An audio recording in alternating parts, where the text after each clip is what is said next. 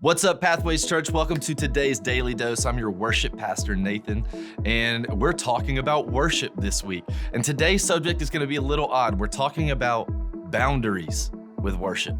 Now, the question is, why are there boundaries with worship?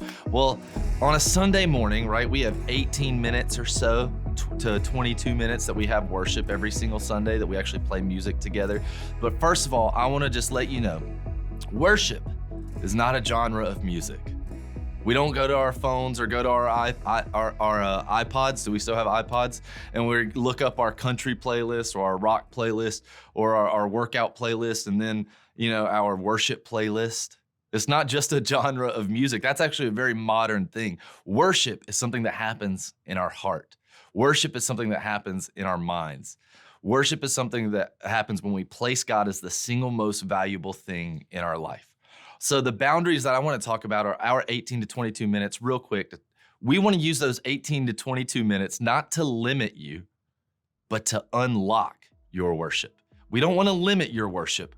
We want to unlock your worship. We want to give you a place to fight a battle so that when you leave on Sunday morning and you're in the battlefield, you can still have a mindset and a heart of worship so that worship can be a part of every single thing you do. We don't want it to be confined to something that happens in the building. We want it to be something that goes everywhere that you go. Think about this. There are 168 hours in a week. That's 168 hours that we have the opportunity to put God as the number one thing in our life. 1 Corinthians 10:31 says, whether you eat or drink or whatever you do it all for the glory of God.